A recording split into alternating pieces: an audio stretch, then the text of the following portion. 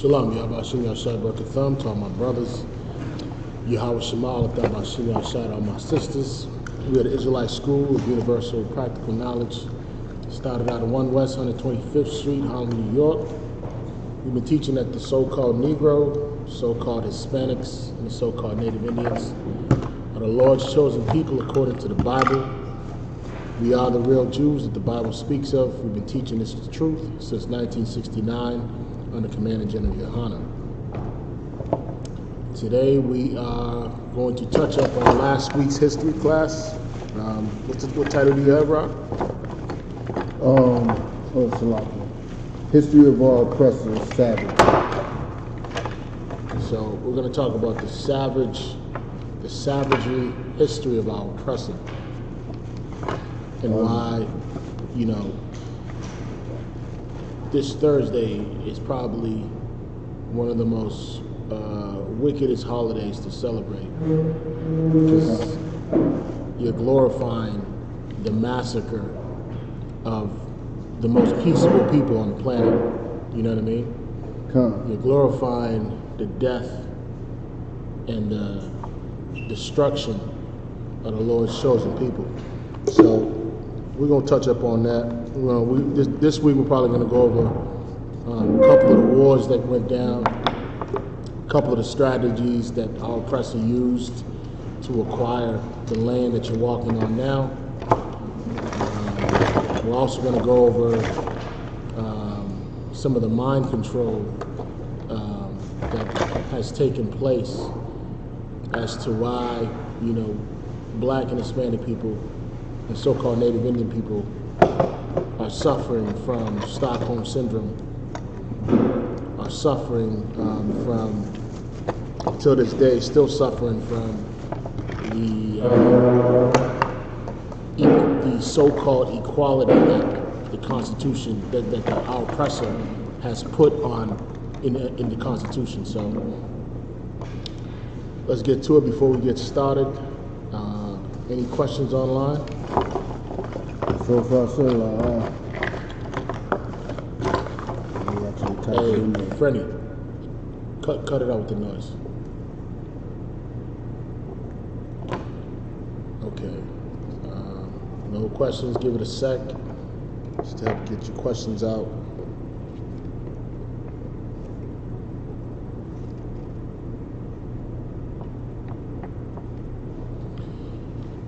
Rock, pull up for me. I just want to start where we left off.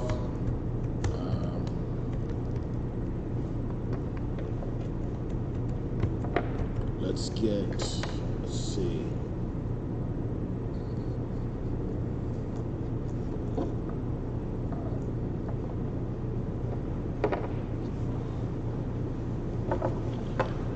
Pull up King Philip's War.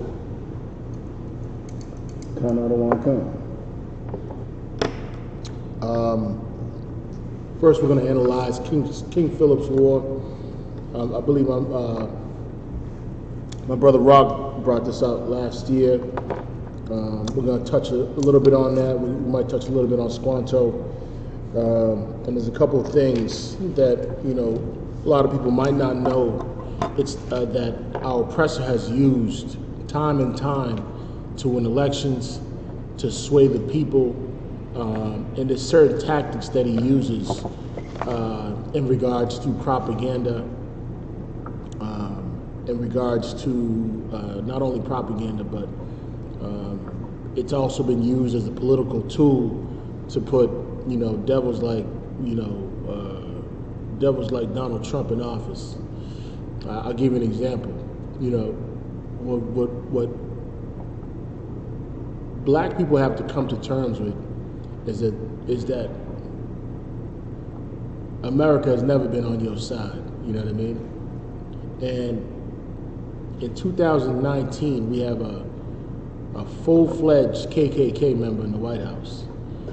And so what the question you got to ask yourself is, how was he able to win the election?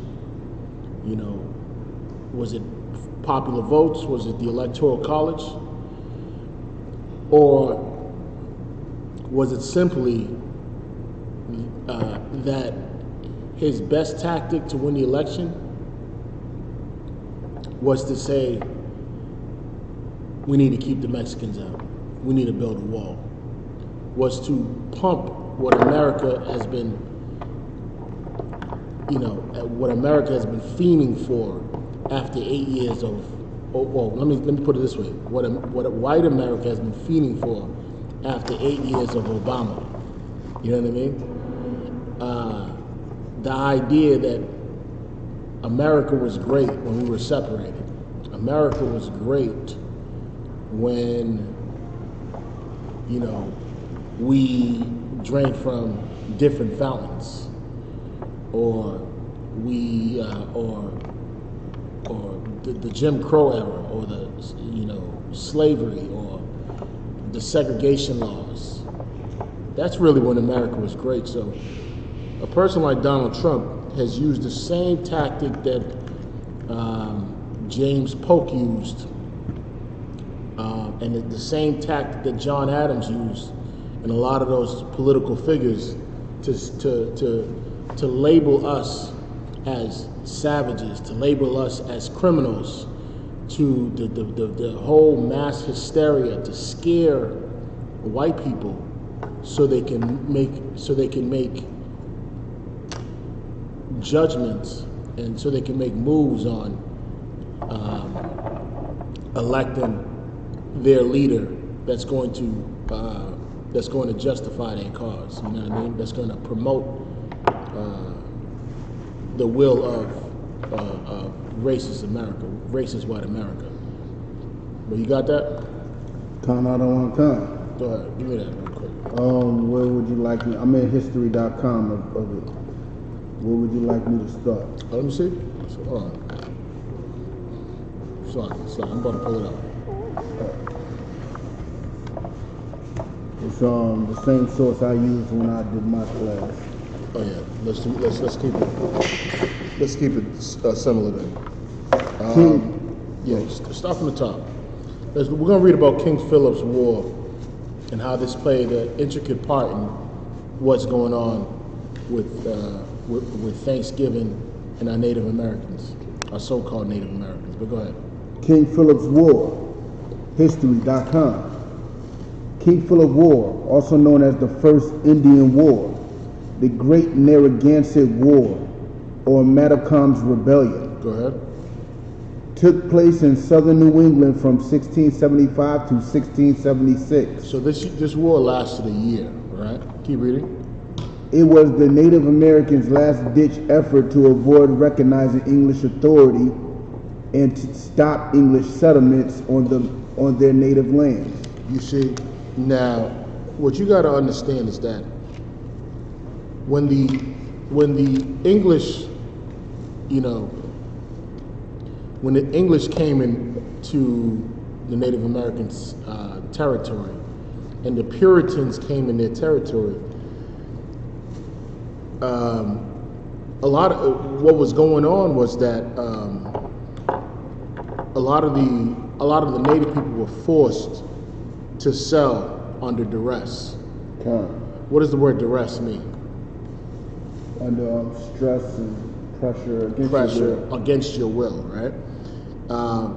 And so in a lot of instances, they were forced to give up large part of the land. And in the case of Massasoit, who was what they call, there's a term that they use to call someone a chief. I believe it's called a sachem, right? What the so-called white man was doing was he was pinning these tribes against each other to the point where now they had to lean on him, and they were vulnerable where they had to lean on the English for protection. And with that said, keep in mind the so-called white man, our so-called oppressor, had in his mind what we call manifest destiny. He had in his mind that any land that he took from the Mexicans or from the Native Indians or from the Taino Indians or all across the board was his God-given right to take that land And so a lot of treaties were put in place that were broken because he's doing what he does today. He makes us fight each other. He makes us kill each other. You know what I mean? That's why it says this is also known as the first Indian War, right? Now, what's the difference between a battle and war? A battle is one time. It's part of a war, but a battle is just one fight between two enemies. Yeah. Now, war is continuous. It's continuous, and war can be devastating, meaning numerous lives are lost in a war, right? And it's not just between a battle is not just between a war is not just between one or two tribes. Think about it, right? Narragansett was a very big tribe. That's why they call it the Great Narragansett War, right? And now imagine all of New England, right? And tribes are scattered, but there's alliances between the tribes. And so imagine a bunch of chiefs, but there's a head chief for that one big tribe, right?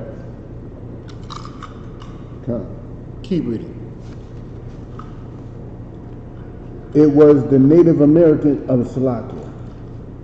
The war is named after the Wampanoag chief Metacom, later known as Philip or King Philip, who led the 14-month bloody rebellion. So this was a rebellion. Now, go ahead. Slacky, that name King Philip wasn't a name that was willfully put on him. It was a disrespectful name that the English gave him. And he knows a little bit more about that history, and explain that. When basically King Metacom was the son of Massasoit. Yep. Who was a fan of the English. That's why they call it the Matacom's Rebellion. Yeah. Yeah, go ahead. And Massasoit was working with the English, and Matacom wasn't feeling it. So Matacom, what he did was rebelled against it. Once his father died, you know what I'm saying, he started fighting against the English. He had a bunch of brilliant strategies. John. And when they finally caught him, after the 14 months of searching for him, they caught him in the Rhode Island swamps. John. And what they did was cut off his head, stuck his head on a pike for like 14 months. And after they killed him, they started calling him King Philip. God. As if he was a king. I guess there's a disrespect to the original King Philip, but he never accepted that name. That name was never his when he was alive. God. Well said. That was well said. Now, this is where the Confederation starts in the next chapter. You know, around 1632, you got to keep in mind that the Wampanoags, who were the Wampanoags? Well, what we pronounce them as now is the Wampanoag, which is a tribe, basically, how can I put it nowadays? The Wampanoag tribe is the so-called tribe that owns, what's that casino down there? They were basically running the colonies. They were the chief tribe at the time. Yeah. They're basically, it's basically where the term Massachusetts comes from, too. Massasoit. Because Massasoit was his king. Yeah, you know what I mean? So, the Wampanoags, Massasoit was the chief of the Wampanoag tribes. And they had waged a full-scale war against the Narragansetts to the point where, I want to say around 1649 to about 1657, they were basically, pressured from the English to sell several of the, large tracts of land in like the Plymouth colony, right? You ever heard that term? Who said this term? We didn't land on Plymouth Rock, Plymouth Rock landed on us. Malcolm X. That was a Malcolm X joint, right? Well, Plymouth, if you look at the colonies of Plymouth, I wanna look this up real quick.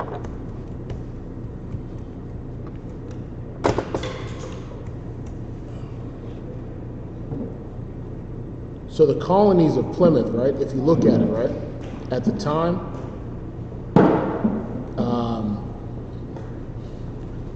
Damn, you got. I wish you had a map. A map? Yeah. Well, I could find it. You find it? Come.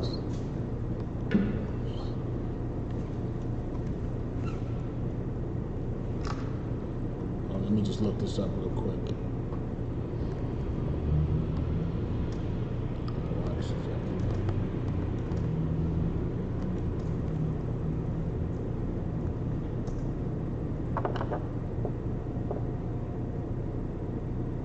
Look up native maps of New England. Yeah, so no, it's there. I see it.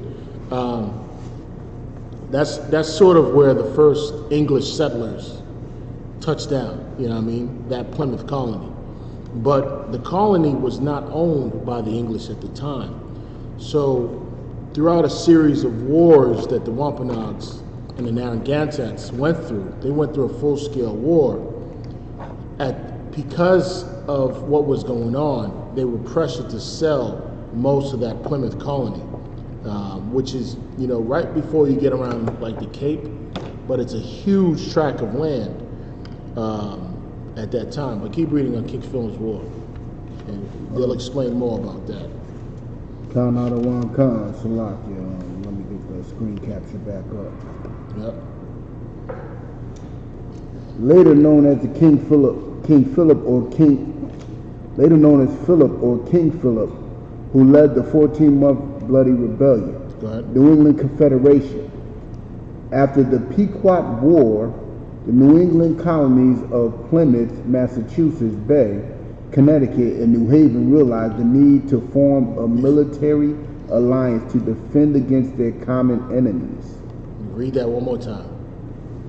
After the Pequot War of 1636 and 1637, the New England colonies of Plymouth, Massachusetts Bay, Connecticut, and New Haven realized the need to form a military alliance to defend against the common enemies. Now keep reading. After much debate, they formed the New England Confederation. Now hold that thought in mind. The New England Confederation, right, was formed to fight against their common enemies. Keep reading. Count out on one count. On May 19th, 1643. Go ahead. Over the subsequent years, the New England Confederation fought the Wampanoag. Who they fight? Wampanoag. Go ahead. Nipmuc. Go ahead. Pocumtuck. Go ahead. Narragansett. Go ahead. Indians during King Philip's War. Go ahead. The Mohegan and Mohawk tribes, however, fought for the English. They fought for who? The English. See, and that's how they get you. Now, this is a well-known tactic of conquer and divide. You know what I'm saying?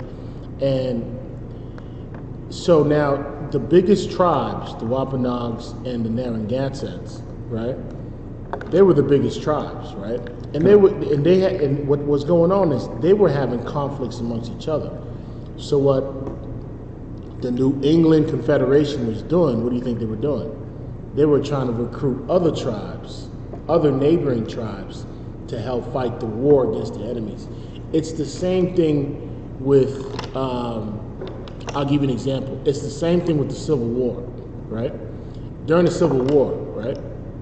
Black people fought on what? Both sides, right? Black people fought on both sides of the Civil War. Killing who? Killing other black people. Killing each other. Who was on the front line? We were. Black people on the front line. You know what I'm saying? So, if you carefully study history, black people have always fought on both sides. Throughout all the wars in history, we've always fought on both sides. So now, this was to defend. So they created a military alliance to defend against their common enemies. And that's how they looked at us. They looked at us as their enemies, considering when they landed on Plymouth or in the colonies of Plymouth, we were the ones that helped them to figure out how to survive in the winter. Helped them to figure out, you gotta understand, Black, Hispanic, and Native Indian people, we have a green thumb when it comes to growing. We were the ones that were teaching them methods of survival in the New England area, especially during, times where they couldn't withstand the cold and how to survive through that. How to survive once the cold came about, once the winter came about, how to get increase in your crops before that cold comes about, so you can survive. We were the ones to do that. But what happened? Go to click on the Pequot War, and this will explain it.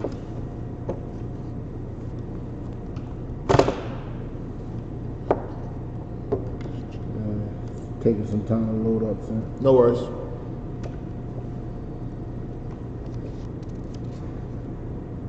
Pequot War, history.com. Go ahead. And I'm bringing this up because understand that the Puritans took, there was a lot of like rogue Puritan groups at that time under a guy by the name of Samuel Gordon in 1643, right? And so what happened is it led to what they were doing was, like I was saying earlier, they were putting a lot of pressure on the tribes in like the Rhode Island area, Connecticut area, right? These rogue, what you call rogue Puritan groups. Christians, they're just rogue in general, right? But they were putting a lot of duress and pressure on them to the point where they had to sell a lot of that land that is situated in Rhode Island, situated in Connecticut. And because of the duress that they were under, these tribes had to go under the protection of the Massachusetts colonies. And that's where, when it said the New England Confederation and their military alliances, those other Indian tribes that were in alliance with the so-called English and their confederation. The only reason they were in alliance is because they needed their protection. So what the English did is they used our people to fight against our people. You know what I mean? By these methods, and that's what they've been doing. The same thing that they did with when they decided that, hey, we need to kill all the buffaloes. Why would they do that? Because they knew that buffalo was the main source of food, clothes, and shelter. Buffalo is the main source of food, clothes, and shelter. What do you mean by shelter? They took the skins and they would stretch them out. They treated them and they would make teepees. They made teepees, exactly. Yeah. You're absolutely right. So now, if I'm taking your means of survival, what are you pressured to do now?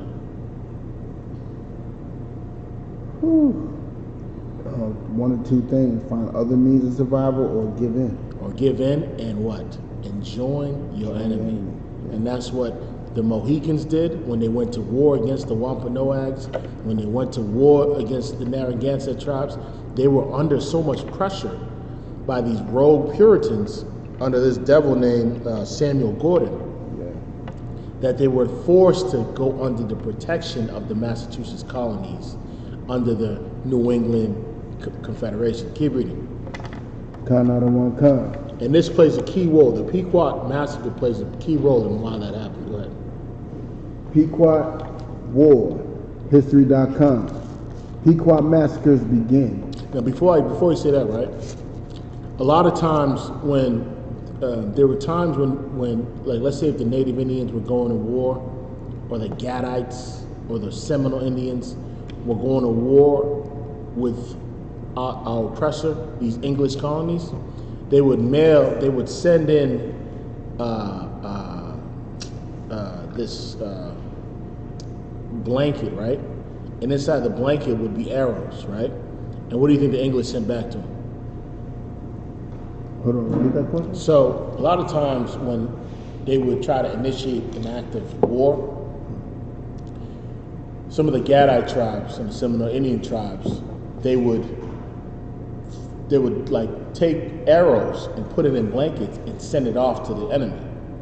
The enemy would see it, and what do you think the enemy sent back to them? They sent arrows. What do you think the enemy sent back?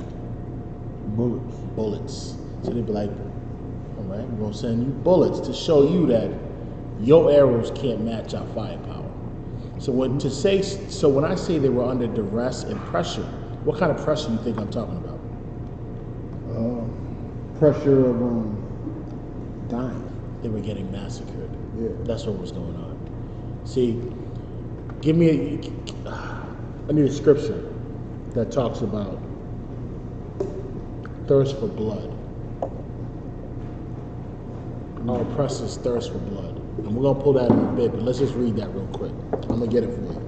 Another one come. Salaki. During the Pequot War, an allied Puritan and Mohegan force under English Captain John Mason Salaki attacks a Pequot village in Connecticut, burning or massacring some 500 Indian women, men, and children. There was no mercy when they massacred them. You know what I mean? And this hasn't even touched the surface as to how many massacres went on. Okay. If we were to go down the history of all the massacres, I mean, we'd fill up the whole library. There's so many massacres that took place. Some that are recorded, some that are not recorded. Keep reading. As the Puritans of Massachusetts Bay spread further into Connecticut, they came into an increasing conflict with the Pequots, a warlike tribe centered on the Thames River in southeastern Connecticut. Go ahead. By the spring of 1637, 13 English colonists and traders had been killed by the Pequots. Keep reading. And Massachusetts Bay Governor John Endicott organized a large military force to punish the Indians. So, okay, keep reading. On April 23rd, 200 Pequot warriors responded defiantly to the colonial mobilization by attacking a Connecticut settlement, killing 6 men and 3 women and taking 2 girls away. Right? What they did to those 2 girls? Now, no, wait. I want you to pull up something now. The reason why I want you to read that part, pull up the story of May Campbell. Hold on, so you got to spell that? May Campbell. May Campbell. M-A-I? May, M-A-Y. May Campbell, right? Pull up the story of May Campbell, right? And what I'm going to show you is how political leaders were able to get political advantage by the spread of certain stories that demonized the Native Indian people, which created more harm and more massacres and more death and more untrusting,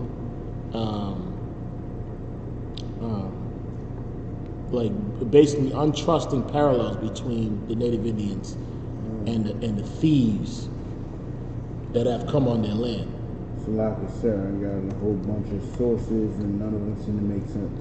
Give me, did you spell it right? M-A-Y-C-A-M-P-B-E-L? Yeah, E-L-L. Yeah, C-A-M-P-B-E-L.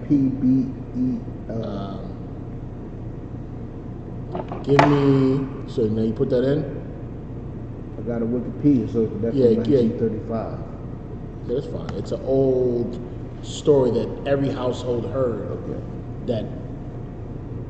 That illustrated Native Indians as savages, and that we need to get rid of the native problem. Like I said, this one seems to be an Australian story. A what? The one that popped up here is an Australian story of a field hockey athlete. No. Mary, M-A-R-Y. Oh, Sorry. Mary. Salaki. Mary Campbell. Give me that real quick.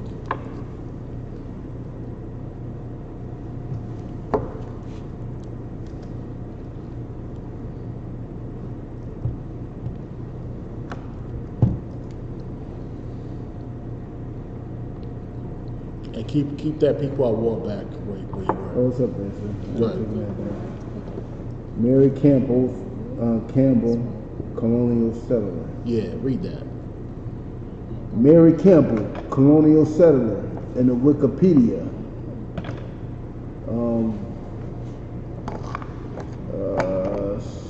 Early life. Or should I start out her? Well, it's only 2 sentences. Mary Campbell was born in 1747 or 1748. Go ahead. According to oral tradition, among her descendants, her family identified themselves as Scotch-Irish. Go ahead. Since members of this ethnic group came to America from the Ulster area of Ireland, Campbell would have been born... Jump to the abduction part. Huh? Jump to the next part, abduction. Abduction. On May 21st, 1758, at the age of 10, Campbell was abducted from a place in or near the town of Penns Creek, probably the town of that name situated in Cumberland, now Snyder County, Pennsylvania.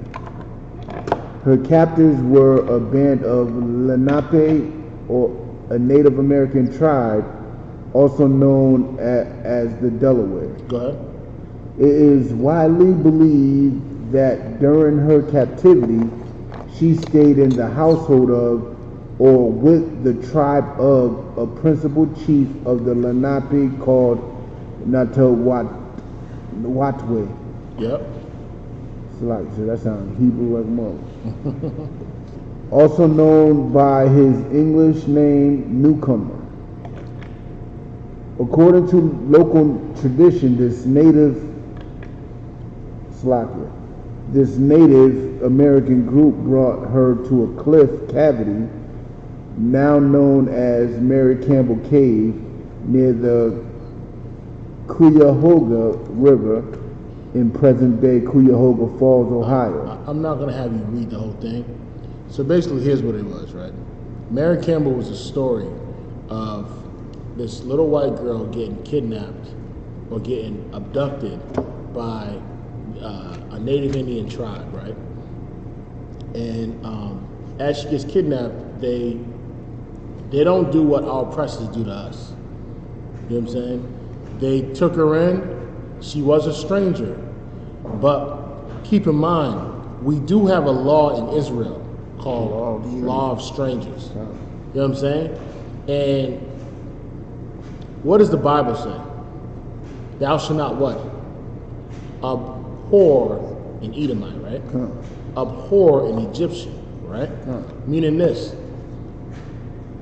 You can't tell me that black and Hispanic people are not the most loving people on the planet. You can't tell me that. I mean, we love our oppressors so much that instead of slaughtering this little girl, what they did was they took her in, right? Now, keep in mind, go to where it says return. No. To where it's, well, hold on a second.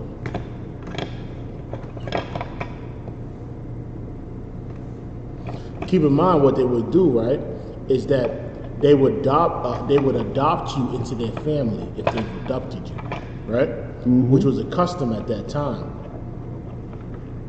And go ahead. Which reminds me of the concubine. Mm-hmm. Concubines were grabbed through war amongst each other. And if we took a woman that was an Israelite woman, throughout our wars, we adopted her as our rib. That's right. That's right. And it's similar. It's not the same, but it's similar. Meaning, we weren't savages, as they would say. What we read earlier is that the English formed the governor of the Mass Colony sent military personnel over there, right? And what did they do? They slaughtered what? 500 women, men, right? 500 women and children, right? They slaughtered them. But we didn't do that with our captives. You know what I'm saying? When we would receive our captives. And so the reason why I'm bringing up this story is because in this story they took care of they took care of this girl, and after 7 years they let her go. You know what I mean? And so what happened was, now the story started to spread like wildfire. That now, you know, the indigenous people were considered pagan, were considered savages, bloodthirsty, who must be killed in the civilization of Christianity because they're uncivilized. You know what I'm saying? Christianity plays a key role in a lot of these bloody massacres that were going on at that time, right? And if you were a group of people that were considered uncivilized or savaged or exercised a form of savagery, this is how they labeled our Native Indian brothers, which is why it was an ongoing war for the next 200 years, all the way up to, like, I want to say the 1750s, the mid 1700s. You know what I'm saying? But it was stories like this that really, I didn't want to use your Wikipedia. I wanted to get you to get right to the point. History.com probably got the better point. But get right to the point. The reason why I'm using the story is because it's the same old story that white Americans use today to say that the Mexicans are criminals and that we need to build a wall up and that we need a leader that's going to fight for our cause. And Donald Trump was the man, because Donald Trump proved something about white America. Donald Trump proved that America truly is racist. America truly is, a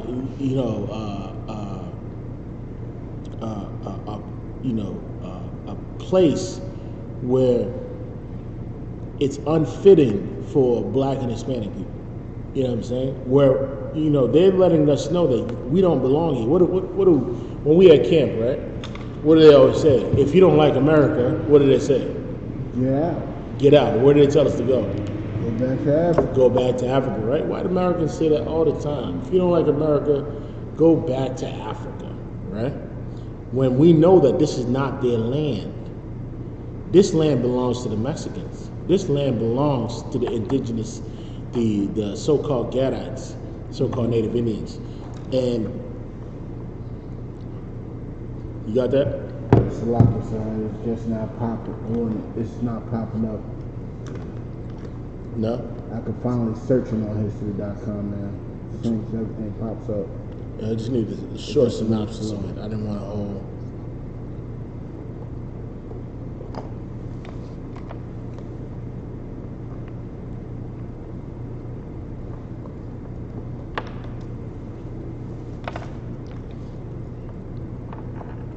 Now, another thing that built animosity with the so-called English is that understand who occupied that current state of what was not really America yet. America was only 13 colonies. Understand that if you went down south, you dealt with the French, right? And if you went west, you dealt with the Spaniards. And another thing that built animosity is that the English had a common enemy, and that was the British, right? And what were the natives doing? The indigenous people doing? They were going on the side of the British. The British were feeding them with armory. They were feeding them with weapons. Even the French was feeding them with weapons. You know what I mean? And so this is another reason why they thought that these people were a threat, because they were siding with their enemy, with the English enemies.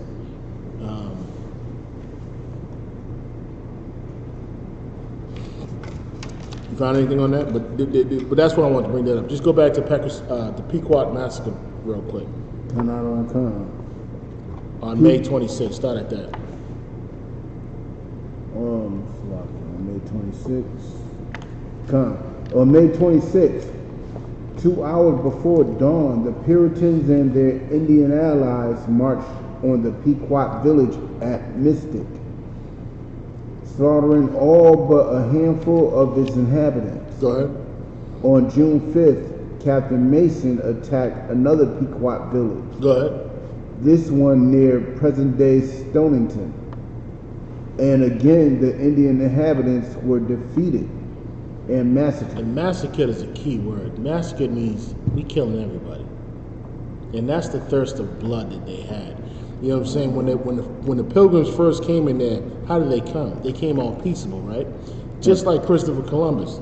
Christopher Columbus came all peaceful. Give me Psalms 55 and 21. You know what I'm saying? Christopher Columbus came peaceable. He even said in his memoirs that these people are what did he say? Are peaceable people. You know what I'm saying? He even said they were peaceable people. And what do they come? How do they come? You see, the cunningness of our oppressor is his words. How is he able to sway you? How is he able to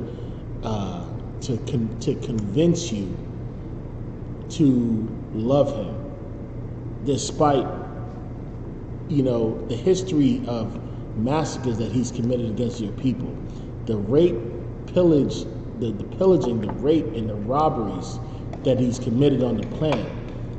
And despite that, he's still able to convince you to love him, to look at him like he's God. You know what I mean? Give me that real quick. The words of his mouth were smoother than butter. And let me tell you something. The word of Donald Trump's mouth is smooth as butter. You know what I'm saying? And the words of all the presidents before him were smooth as butter. You know what I mean? He uses smooth words. He's like a soothsayer. You know what a soothsayer is? It's soothing when you hear what he says. You know what I'm saying? It's very soothing. And this is why a lot of people that grow up in the Christian church are under what you would call under a spell, under some sort of under modern day witchcraft, because the words that they're hearing are soothing. It's soothing to hear that you'll be prosperous, right? As a drug addict, it's soothing to hear that you don't have to keep the laws of the Most High. You can it's by grace only. So no matter what you do, the Lord's still gonna love you. It's soothing to hear that, right? So that way, when you leave that Sunday, because you're not confined by any laws, because America breeds lawlessness, you're gonna go around, you're gonna walk around, you're gonna be a homosexual, you're gonna walk around and kill your brother and sell drugs to your brother, and then that Sunday come up, hey, it's we're not under the law, we're under what? We're under grace. We're under grace. So that means we ain't got to keep the law. That means I can continue to be a homosexual.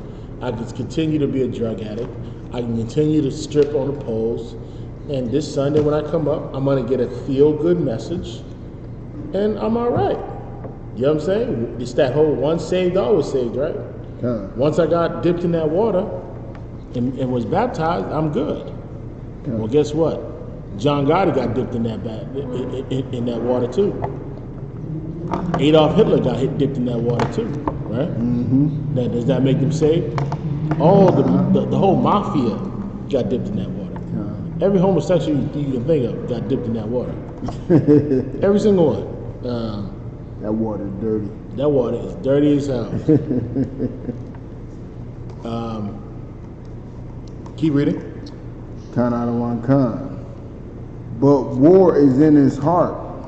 But war is in his heart. No matter how the white man comes to you, how peaceable he seems, the little furry feather comes all peaceable and eloquent with his words, eloquent with his speech. You know what I mean? And to sink you in, you know how he sinks you in? He's gonna hug you right after. He's gonna shake your hands. See, the minute he does this, the minute he shakes your hand, there's a knife on the other one trying to read what it just said. The words of his mouth were smoother than butter. So he's captivated you with his words, right? And you're captivated, right? Mm-hmm. You know what I'm saying? You see, when black people are involved in politics, they don't understand that they're a little peon when it comes to this. They're like little mice. You know what I'm saying? Walking into a mousetrap. It's not in your nature to lie. It's not in your nature to be as cunning. You can't be as cunning as your enemy. He knows how to be cunning. That's his skill. How do you think he's able to run the world? Through his words, through his smooth words, he's able to run the world. He didn't have to pick up a sword. Eventually he picked up a sword just to force you to love white Jesus. You know what I'm saying? But at the end of the day, he could just use his words alone. And then how does he solidify what he said to lock you in so you can receive that mark of the beast? What does he do? But war was in his heart. But war was in his heart. So after he shakes your hands understand that he has your allegiance. And that's what he was doing with these tribes. He was pinning them against each other to acquire their allegiance, because eventually what's going to happen now, because you're under so much duress, because you're under so much pressure, who are you going to go to for protection? Who are you going to go to for food stamps? Who are you going to go to for Section 8? Your enemy. Who are you going to go to for jobs? Your enemy. That's the problem. See what I'm saying? He pins you. He puts you in a point where you're so oppressed that you feel like you have no choice but to join your oppressor. But go ahead. Count out of one kind. Oh, you talking about? Go ahead. Count out of one kind. He said, but his words were softer than oil. His words were softer than oil. Imagine you have an object, right? And you douse it in oil. It's going to be hard to hold. It's going to start slipping out your hands, right? That his words are softer than oil. It's very slithery. You know what I'm saying? But go ahead. Not just that. They at first seem very therapeutic. Like when you get a massage, it's like a lube. It's like something that needs lubing. Yeah, it's dry. It needs a little lube. Like so when you get a massage, you are massaged with oil, and it's very relaxing. God. You know what I'm saying? But this is when it comes. Yet were they drawn swords? When they were drawn swords, and that's how. Listen, they should have study your oppressor 101 class in every black community. You know what I'm saying? Really, you don't need it. Come to the UPK, and we'll teach you how to study your enemy and how to avoid the snares of the devil of your enemy. We'll teach you how to avoid the snares of that, right? Lecture coming soon. Go to read the second part real quick. On May 26th. Oh, it's a lot. Any more on that? No more on that one. Yeah. What's the next line? Oh, you talking about in the scripture? Yeah. What's the next line on that? Cast thy burdens upon the Lord, and he shall sustain thee. He shall never suffer the righteousness to be moved. And that's the thing.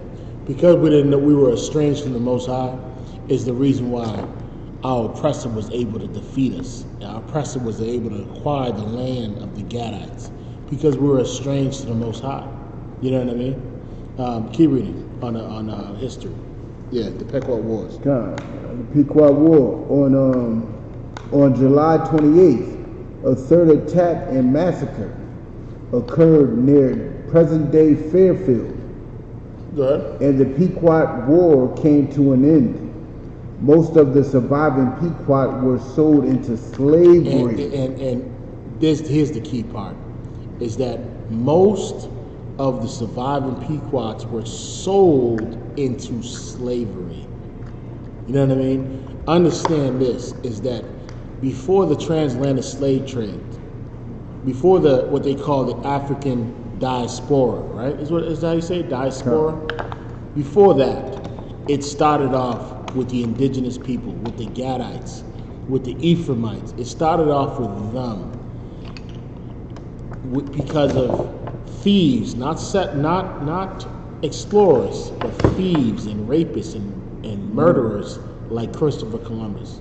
And so when the English came in, understand, a year and a half prior, our brothers and sisters were being shipped across the Atlantic from here to Europe before that. You know what I'm saying? It was a commodity before that. You know what I mean? But go ahead. Salaka, sir, I just wanted to bring up a point.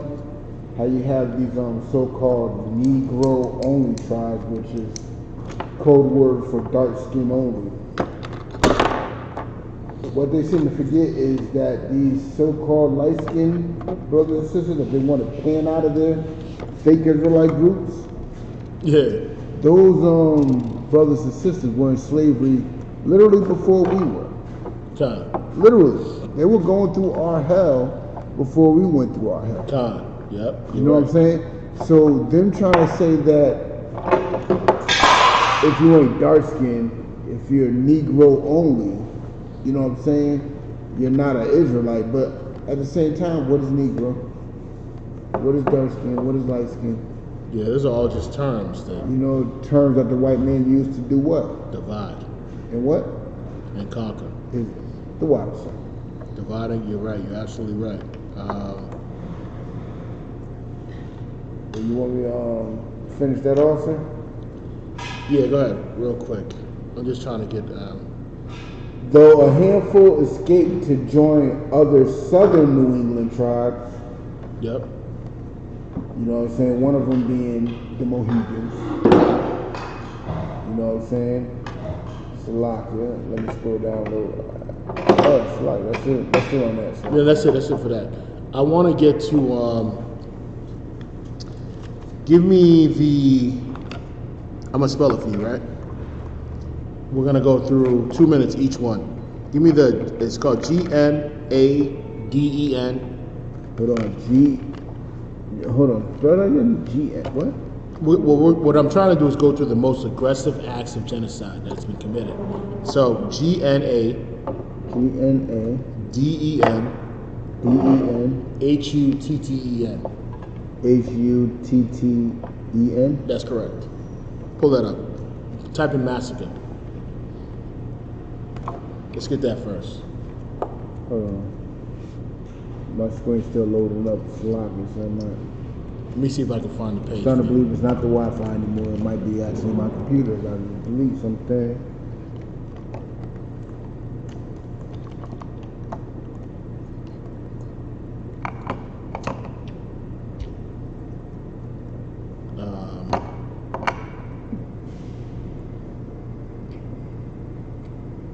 And that in Ohio.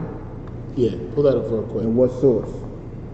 I got Ohio history up Keep here. it linear. You can go to history.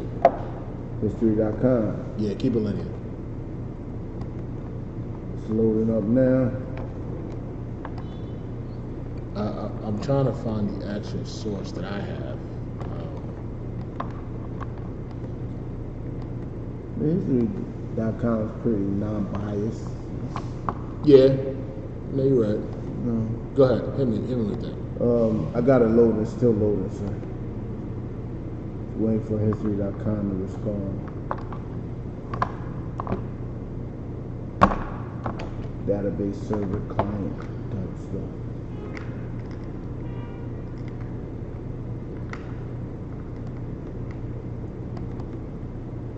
While it's taking forever. But screen this one white, that means it's going to approach very soon. Right.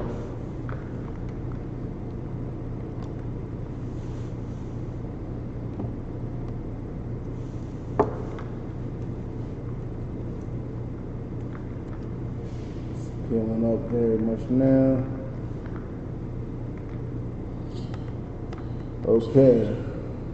I don't know how to pronounce the word. You have any idea how to pronounce that? Sir? Actually, no. Type this in. Here, I found the source. In history.com, right? Type in when the Native Americans were slaughtered in the name of civilization. Give me that one. That's the one. Yeah, we'll find it all right there. Real quick. We got about 15 minutes. In history.com, hold on. In the name of civilization? Yeah, give me that one real quick. When the Native Americans were slaughtered in the name of civilization. The reason why they titled it like that is because they considered our people to be uncivilized, right? When the so-called Negro came from Africa, right, and was packed like sardines on the good ship Jesus, right? Is that what they would call it? I think they call it the good ship. The good ship Jesus, when they were packed like sardines, right? They considered us to be what? Uncivilized, right? What goes on in the mind of white America when they think about Africa? They think about it as an uncivilized terrain. You know what I'm saying? They looked at us as if we were the people that didn't wear any clothes, right? We didn't have any clothes on, and we had, they basically labeled us as they do the heathens, right? That are currently in modern day Africa today. You know what I'm saying? when we had laws that we've kept that brought civilization to the world, brought the idea of civilization to the world. We had sanitary laws. We had laws against the kind of food that we ate. We had laws against uncleanness. We had all these laws that were put in place, but the image that they've put of us is us of savagery. It's the same thing that they did with the indigenous brothers in America. But go ahead. Khan Adawan Khan. Found it? Yeah. When Native Americans were slaughtered in the name of civilization, Read this history.com. Right. This is the one I was trying to get to. On a cool May day in 1758, This is the May Campbell one. Go ahead. a 10-year-old girl with red hair and freckles was caring for her neighbor's children in rural western Pennsylvania. In a few moments, Mary Campbell's life changed forever, and Delaware's Indians kidnapped her and absorbed her into their community for the next 6 years. Key word, absorbed. How do you absorb someone into your community? By brainwashing them. I hate to use that term, brainwash, but by integrating them.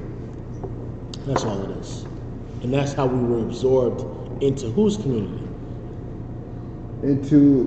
Mary Campbell was integrated into the so-called Native Brothers community. Now on the flip side, we were integrated into our enemies' communities, the white man's lifestyle and everything, right? Yeah. Same thing, right? Yeah. It's called Stockholm Syndrome. So you start to be attracted to your oppressor in his lifestyle and how he does it, right? But go ahead. Khan Adawan Khan. She became the first of some 200 known cases of white captives. And now these 200 known cases of white captives is why the Native Americans are in reservations today, suffering in reservations today, because of the story. And I don't even believe there was 200. But go ahead. Slaka, sir. They throw out that 200 like it's anywhere close to the captives that they had. Of like it's 99 million. Yeah. Like but go ahead. So atrocious. But many of whom became pawns in the ongoing power struggle that included European powers. And we're talking about the European powers. We're talking about everyone that was out here. The French was out here. The Spaniards was out here. The British was out here. They were all fighting for what? Wow. Go ahead. Actually, I think it extends further than out here. Canada. European colonists was actually European powers at this time were actually in Europe. American colonists, which it mentions next, were the people who had power in America. Mm-hmm. Those European powers were affected by what went on here. That's true. Anything because a lot of the money was coming from out of here. Mm-hmm. That's what was being poured back over there. And so now all these nations are fighting because there's so many resources, so much to rob, and so many slaves to take out of here to bring over there to make them richer. Slavery is what built all these economies in the world. The Native Indian slavery is what built the superpower that you can think of. You know what I mean? May I bring that back from the middle of that? No, bring it. We got to move though, because we only got 10 minutes. American colonies and indigenous peoples straining to maintain their population, their land, and their way of life. Yeah, they straining, right? It's like it's an uphill battle to try to maintain their numbers. Their numbers were dwindling because they were getting massacred left and right because of stories like this. Because of when a white woman whistles, when a black man whistles at a white woman, what happens? A whole city gets destroyed. Tulsa, Oklahoma gets annihilated. You know what I'm saying? Keep reading. While Mary was ultimately returned to her white family, and some evidence points to her having lived happily with her adopted native tribe. Which I believe, because you know what I'm saying, because she got the mark of it. She has the mark of Cain on her. You know what I mean? The Lord is, you put one hair on one white devil. Listen, that's your behind. You know what I mean? But go ahead. Stories such as hers became a cautionary tale among white settlers, stoking fear of savage Indians and creating a paranoia that escalated into all-out Indian hating. And that's what it was. It was stories like this that escalated into a paranoia. See, Donald Trump was able to come into office and win the election because he made white America paranoid with the idea that black people can one day take over, the idea that Mexicans are running our country. You know what I'm saying? With the idea that we're losing America because of who they consider to be heathens. So keep reading. We're gonna go through this real quick. From the time Europeans arrived on American shores, the frontiers, the edge territory between white man's civilization and the untamed natural world. Notice how they call it the untamed natural world? Just pay attention to the key words. Go ahead. Became a shared space of vast clashing differences that led the U.S. government to authorize over 1,500. The U.S. government authorized over 1,500 wars, not battles, wars. Keep reading. Attacks. Go ahead. And raids on Indians. Go ahead. The most of any country in the world. No country in the world has ever waged that many wars against the indigenous people of that land. No country ever, but Babylon. But go ahead. By the close of the Indians' War in the late 19th century, fewer than 238,000 indigenous people remained. Out of what? Keep reading. A sharp decline from the estimated 5 million to 15 million living in North America when Columbus arrived in 1492. Now jump down to some of the massacres. We got about 7 minutes. Give me the Nad-Houghton massacre. Let's catch some of these massacres real quick before we close out. Right. Hey, sit down.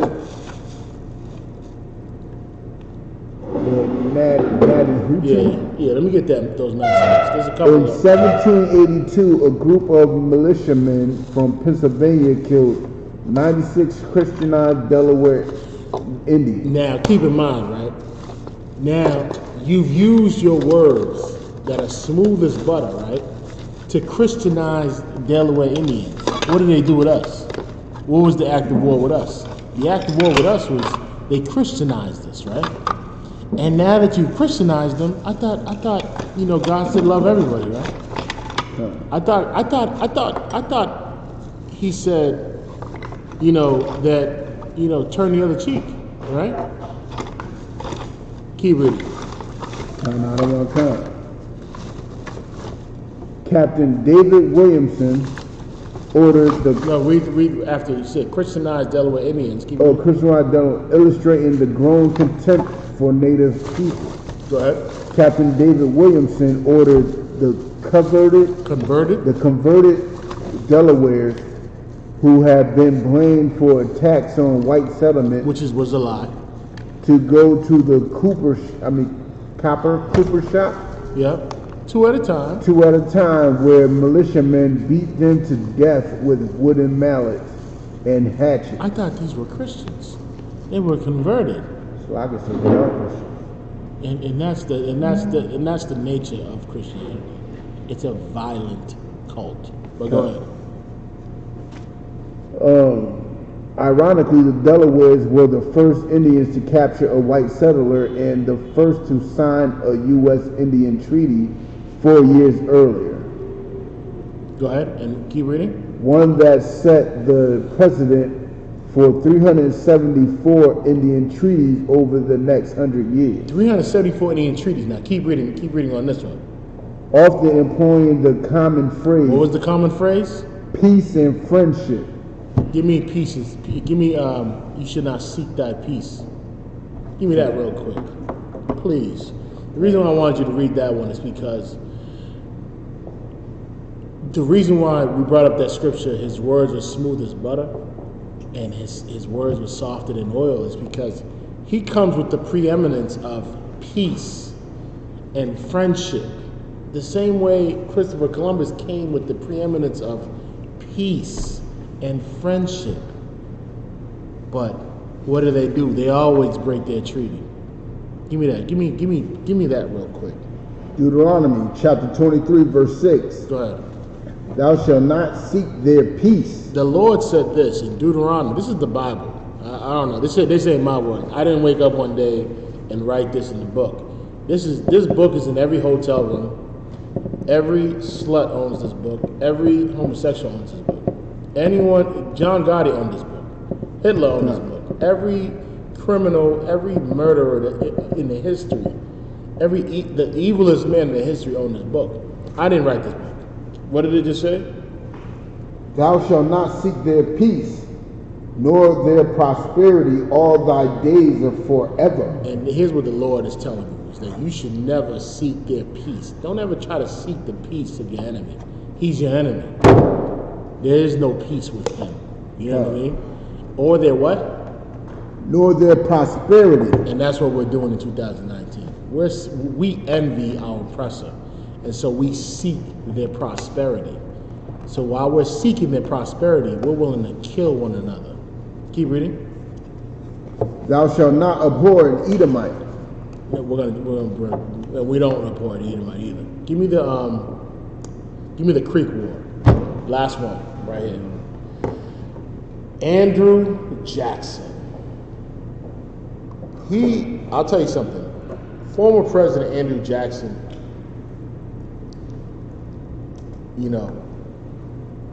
he did something that the Lord will never forget. The Lord is going to wreak havoc on his people. Give me that real quick. The Creek War. I have a Wi-Fi issue. Yeah, read this real quick. Man, the Creek War. And we out of here. The Creek War in the South, the War of 1812. You ever heard of the Trail of Tears? The Trail of Tears is something that when you're gonna slap turkey in your mouth this Thursday, and you're gonna slap, that ham in your mouth this Thursday, read what this says before you do that. Into the Muskogee Creek War of 1813 and 1814, also known as the Red Stick War, an intertribal conflict among Creek Indian factions. The war also engaged U.S. militias along with the British and Spanish, who backed the 2,500 men, mostly Tennessee militia, in early November 1814 to avenge the Creek-led massacre of Fort Mims. Jackson and his men slaughtered 186 Creeks at Tallahatchie. Keep reading. We shot them like dogs, said Davy Crockett. What did he say? What did we Davy shot Crockett them say? like dogs, said Davy Crockett. Now, while we absorbed Mary Campbell, what did they do with us? Shot them like dogs. Keep reading. In desperation, Muskogee Creek women killed their children so they would not see the soldier butcher them. One woman started to kill her babies. So they started killing their babies to not see their kids be butchered. A mother killing her child. How devastating is that? Keep reading. We're about to get out of here.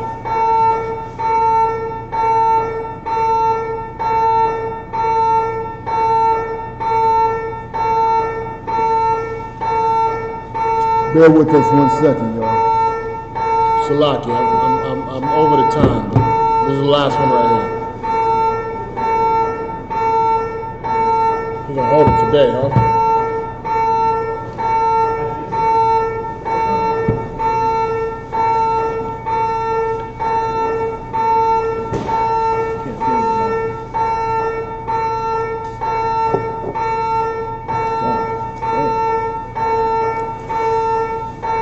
Boy with life right now. He won't let that go.